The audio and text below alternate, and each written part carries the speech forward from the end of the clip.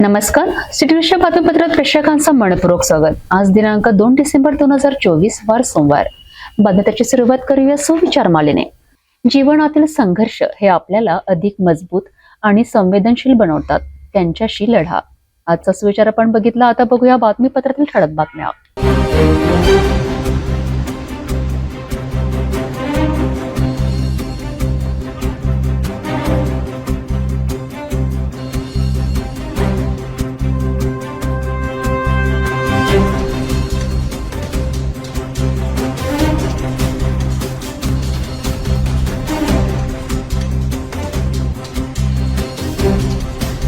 आपण ठळक बातम्या बघितल्या. आता घेऊया छोटासा ब्रेक. शादी और ब्याह की शुरुआत आराधना साड़ी के साथ. Aradhana wholesale shopping mall L2 बीझलँड complex, Nandgaon Peth, Amravati, Jawahar road, Amravati. Break नंतर बघूया सविस्तर बातम्या. दर्यापूर अकोला राज्य महामार्गावर 4 चाकी वाहनांची समोरासमोर भीषण धडक झाली आहे. टोंगलाबाद गावाजवळील ही घटना आहे. ही धडक इतकी भीषण होती की या अपघातात तिघांचा जागीच मृत्यू झालाय, तर तिघे जण गंभीर जखमी झालेत. 2 गाड्यांची जबरदस्त धडक लागल्याने गाड्यांच्या समोरच्या भागाचा चेंदामेंदा झालाय. एका गाडीचं चाक दुसऱ्या गाडी खाली आलाय आणि त्या चाकावर गाडी उभी आहे. असं विचित्र व अंगावर शहारे आणणारं हे दृश्य येथील होतं. दर्यापूर अकोला राज्य महामार्गाने भरधाव वेगाने जाणाऱ्या 2 कारची समोरासमोर भीषण धडक झाली. 2 डिसेंबरची दुपारी 3 वाजताच्या सुमाराची ही घटना आहे. ही धडक इतकी भीषण होती की तिघांचा जागीच मृत्यू झाला आहे. त्यांचे आधार कार्ड मिळाले असून एका कार्डवर विनीत गजाननराव बिजवे तर दुसऱ्या आधार कार्डवर प्रतीक मधुकरराव बोचे असे नाव आहेत. लासूर गावाजवळील भागात वळण मार्गावर हा भीषण अपघात घडल्याची प्राथमिक माहिती समोर आली आहे. अपघात एवढा मोठा होता की दोन्ही गाड्यांचे दर्शनी भाग चेंदामेंदा झाले आहेत. या अपघातात तिघेजण गंभीर जखमी झाल्याची माहिती आहे. 2 पैकी एका गाडीचा क्रमांक MH29B 7786 असा आहे. ही गाडी यवतमाळची आहे, तर दुसऱ्या गाडीचा क्रमांक MH27DE 6260 असा आहे. अकोला येथे 2 जखमींना संजीव भारसाकळे यांनी आयकॉनमध्ये भरती केला आहे. सदर घटनेचा तपास येवदा पोलीस करत आहेत.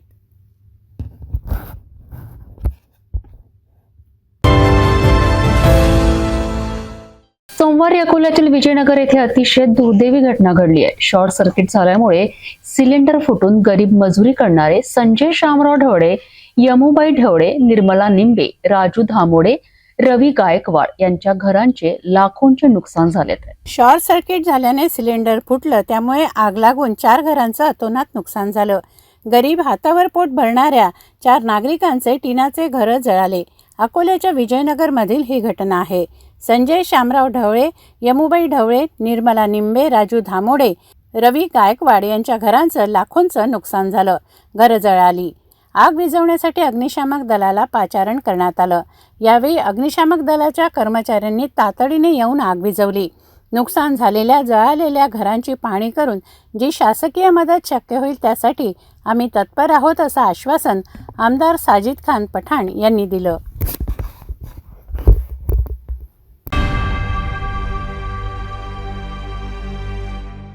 राज्यस्तरीय सुतार समाज वधूवर परिचय मेळाव्याचं आयोजन संत गाडगेबाबा समाधी मंदिर ट्रस्ट गाडगेनगर येथे करण्यात आलंय. मोठ्या संख्येने वधूवर व त्यांचे पालक या मेळाव्याला उपस्थित होते. संत गाडगेबाबा समाधी मंदिर गाडगेनगर येथे राज्यस्तरीय सुतार समाज वधूवर परिचय मेळाव्याचं आयोजन करण्यात आलं. उद्योजक सुनील खांजोडे यांच्या अध्यक्षतेखाली झालेल्या कार्यक्रमाचं उद्घाटन उद्योजक पांडुरंग सातनोरकर यांच्या हस्ते करण्यात आलं. आमदार संजय रायमुलकर यांची प्रमुख उपस्थिती कार्यक्रमाला होती. मान्यवरांच्या हस्ते दीप प्रज्वलन करून कार्यक्रमाची सुरुवात करण्यात आली. यावेळी दिलीप आकोटकर, पंडितराव देवीकर, विष्णुपंत कुळवंत, प्रवीण कुंडलकर, संजय ईश्वरकर यांच्यासह मोठ्या संख्येनं मान्यवर उपस्थित होते. मी सौ श्रद्धा विशालराव आसटकर, राहणार अमरावती. सुतार समाजाचा वधूवर परिचय मेळावा यात आम्ही सहभागी झालेलो आहोत आणि या वधूवर परिचय मेळाव्या अंतर्गतच माझंही लग्न जुळून आलेलं आहे आणि या मेळाव्यात सगळ्यांनी भरघोस प्रतिसाद दिलेला आहे. आपली उपस्थिती सगळ्यांनी दर्शवलेली आहे. यामुळे सगळा समाज हा जो आहे एकवटला गेलेला आहे आणि एकरूप होण्यासाठी हा खूप चांगला उपक्रम आहे आणि यापुढेही असा राबवत राहावा अशी सगळ्यांना विनंती आहे. आणि यात येऊन सगळ्यांनी आपली उपस्थिती दर्शवून खूप छान आपलं मनोगतही सगळ्यांनी व्यक्त केलेले आहे. आमदार संजय रायमुलकर यांच्या प्रमुख उपस्थितीत झालेल्या या कार्यक्रमात वधूवरांनी आपला परिचय दिलाय. विश्वकर्मा सेवा मंडळ, सुतार विकास सेवा, विश्वकर्मा मंदिर ट्रस्ट, जेवडनगर, जिल्हा सुतार समाज समन्वय समिती, विश्वकर्मा युवा शक्ती बहुउद्देशीय मंडळ या कार्यक्रमात सहभागी झालेत. सुतार समाज पंचमुखी विश्वकर्मा संस्था अमरावती यांच्या वतीने आयोजित परिचय मेळाव्यात शेकडो वधूवरांनी आपलं नाव नोंदवलं. उपस्थित महिलांनी सांगितलं की या मेळाव्यामुळेच आपले विवाह झालेत. मी अंजली गजेंद्र खांजोडे. हा सुतार समाजाचा वधूवर परिचय मेळावा आहे. 18 वर्षापासून हा मेळावा सातत्याने चालू राहतो. दरवर्षी इथे 50 ते 60 मुला-मुलींचे लग्न जुळतात. दरवर्षी पुस्तिका निघते आपल्या समाजातल्या मुला-मुलींच्या बद्दल, त्याच्यामध्ये माहिती असते आणि हा उपक्रम चालू केल्यामुळे आमच्या समाजाला याचा खूप मोठा फायदा झाला. मोठ्या संख्येनं वधूवर व त्यांचे पालक मेळाव्याला उपस्थित होते.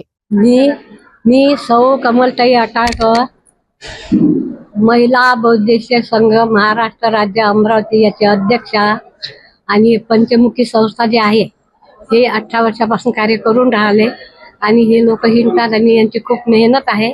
आणि वधूवर परिचय मेळावा या निमित्तानं मुला मुलींचे लग्न जुळतात, त्यांची नावं येतात आणि हे पूर्ण प्रसिद्ध आहे. पूर्ण महाराष्ट्रात प्रसिद्ध झालेली आहे संस्था. आणि जे काशीनाथजी खोलगाडे आहे ते कार्याध्यक्ष होते, नाही ते संस्थापक होते, ते वारले. त्यांच्या नावावर हे सारे कार्यक्रम चालू आहे.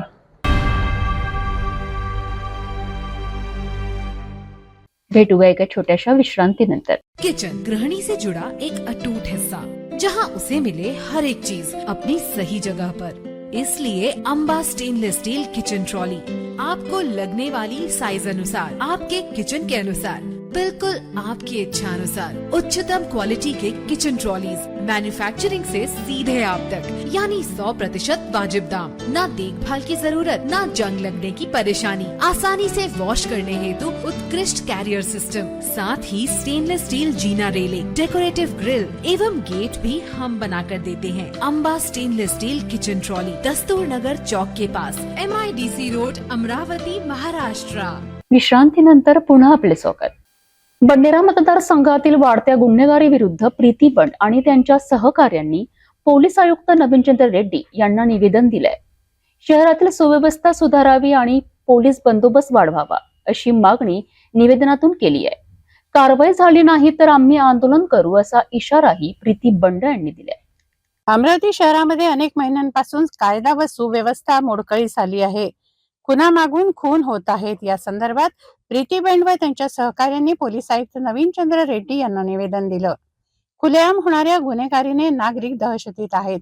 मागील महिन्यात तब्बल 12 हत्या घडल्या. अकोली परिसरात दुर्योधनकडू हत्याकांड झालं, त्यामुळे साईनगर परिसरातील शिकवणीला जाणाऱ्या मुलांमध्ये भीतीचं वातावरण आहे. गोपालनगर परिसरातील कार्यकर्ते संजय गव्हाळे यांना धमकीचे फोन आले, मात्र पोलिसांनी कारवाई केली नाही.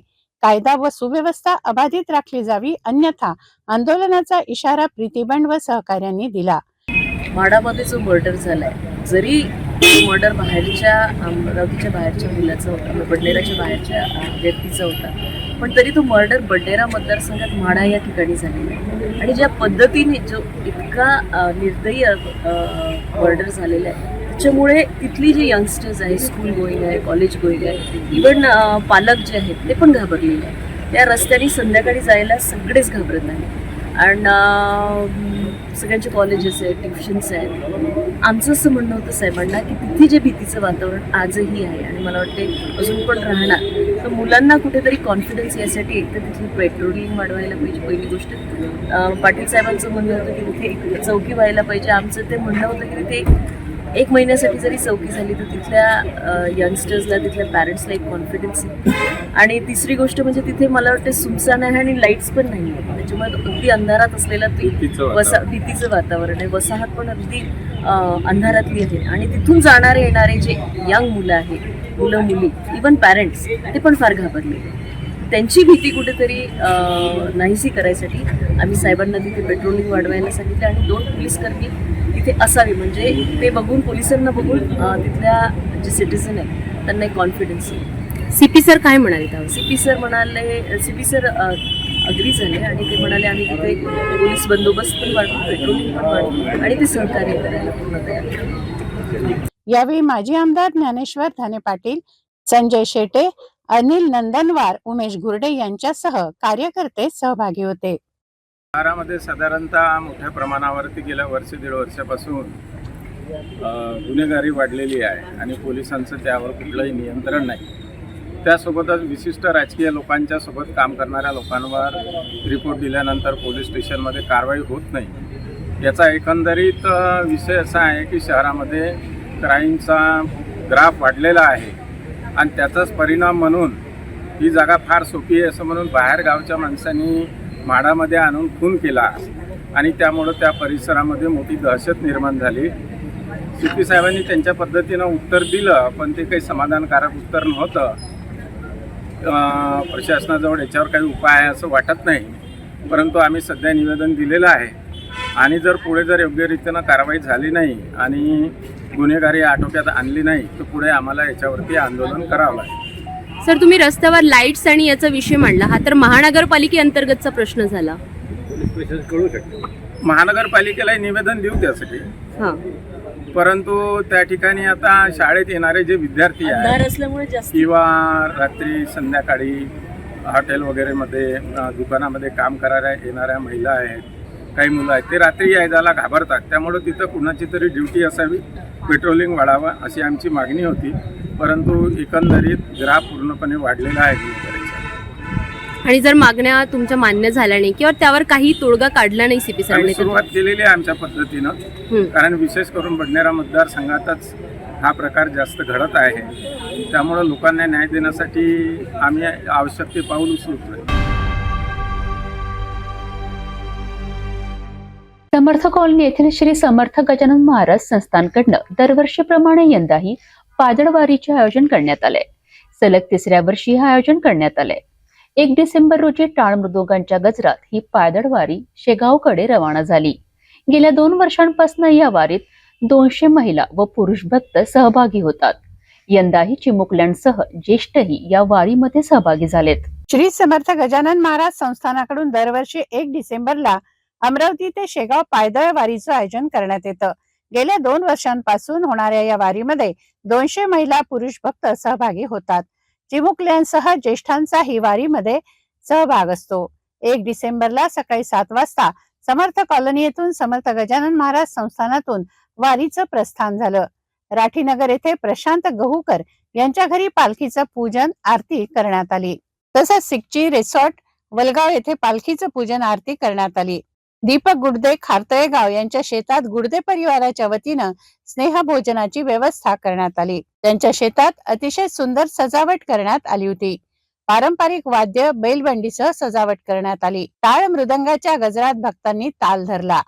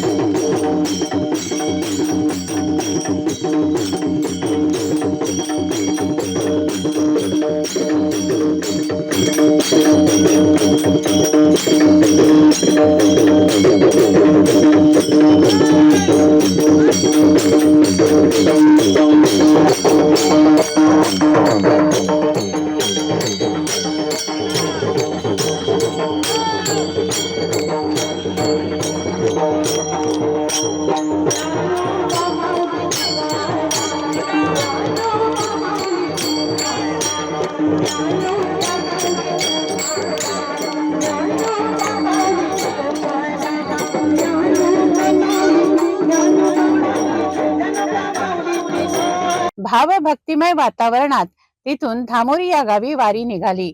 1 डिसेंबरचा मुक्काम धामोरी येथील शाळेत करण्यात आला.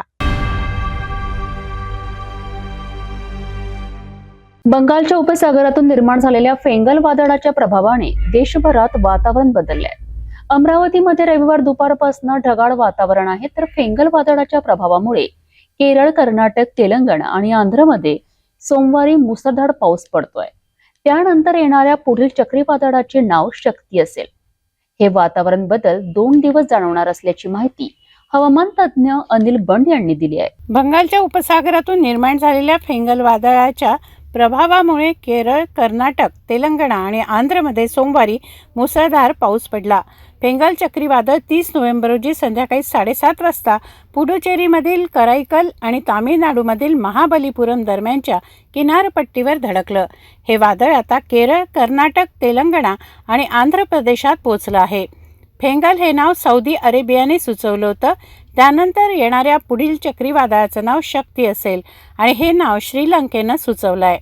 या चक्रीवादळाचा परिणाम अनेक राज्यात दिसून येत आहे. विदर्भात सुद्धा अचानक फेंगल चक्रीवादळाने वातावरणात बदल झालाय. थंडीचा जोर कमी जाणवत आहे, तर तापमानात वाढ झाली आहे. चक्रीवादळाने अमरावती जिल्ह्यासह अनेक ठिकाणी ढगाळ वातावरण निर्माण झालंय. हा जोर 2 दिवस जाणवणार अशी प्रतिक्रिया श्री शिवाजी कृषी हवामान विभागाचे प्राध्यापक अनिल बंड यांनी आमच्या सिटी न्यूजकडे दिली आहे. नमस्कार, प्राध्यापक अनिल बंड, श्री शिवाजी कृषी महाविद्यालय अमरावती. गेल्या 2 दिवसापासून तामिळनाडू किनारपट्टीवर आलेल्या फेंगल चक्रीवादळामुळे विदर्भात कालपासून ढगाळ वातावरण निर्माण झालेले असून त्यामुळे किमान तापमानात वाढ झाली असून ते 12 डिग्रीवरून 19 डिग्रीपर्यंत पोहोचलेले आहे. तसेच कमाल तापमान 31 डिग्रीपर्यंत गेले आहे आणि सदरचे वातावरण पुढील 3-4 दिवस कायम राहण्याची शक्यता असून त्यानंतर 5 डिसेंबरपासून विदर्भात थंडीचे पुनरागमन होण्याची शक्यता आहे. तसेच या पुढील 2 दिवसात तुरळक ठिकाणी हलक्या पावसाची सुद्धा शक्यता आहे. धन्यवाद. जाता जाता पुन्हा एकदा आजच्या ठळक बातम्या.